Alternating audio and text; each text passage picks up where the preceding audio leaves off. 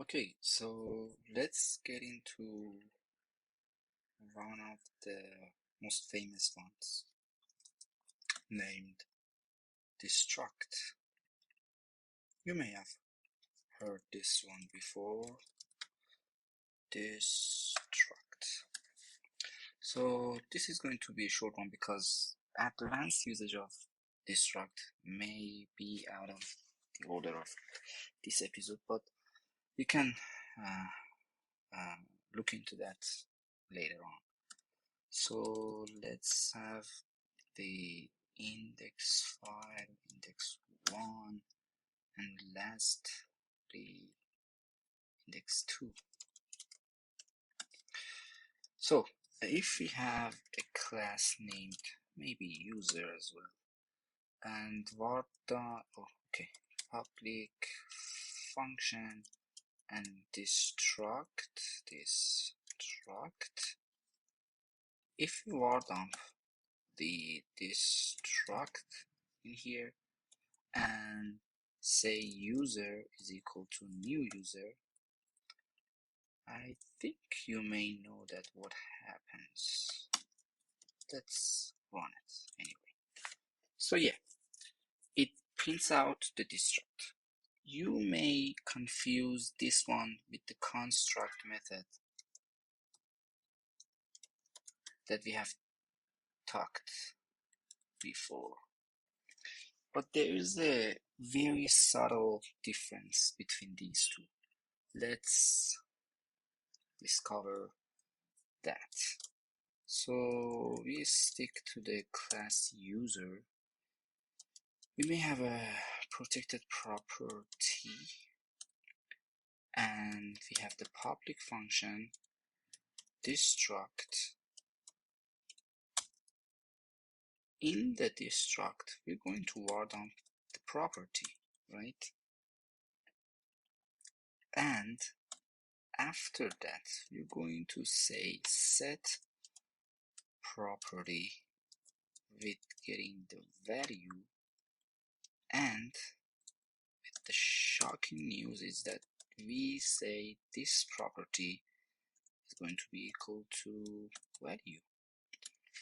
Let's see what happens if we create a user object. Oh wait, what's wrong with me? User object. If we do this and say this, alright, yeah, it's null, right? But what happens if I say user set property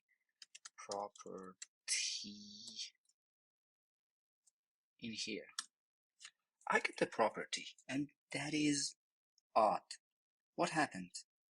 Before I set the property, I created the user, and it should destroy the property as it seems, but somehow it doesn't, right? So the main difference between construct and destruct is that the destruct runs when there is no reference to that object, right? Uh, when it was just like this, there is no other line regarding the property. Yeah, so the destruct comes in and makes it null, right? But if this is going on, the set property, destructs will not affect the code. So let's make a pretty dumb example. Actually, it's not practical in real world, but it's good for tutorial. So let's say we have a database wrapper, right? And in our database wrapper, we have a public function construct. Wait, why am I misspelling this every time? Which is going to simply say open the DB, right? By this, we open the DB connection, and maybe say public function, something like this, to maybe run any specific query. And after that, the order is not important, let's say destruct finally. Oh no, destruct, and say war dump and close the connection, right? Close the DB connection. So what do you think will happen if I say wrapper is going to be equal to database wrapper and say wrapper query?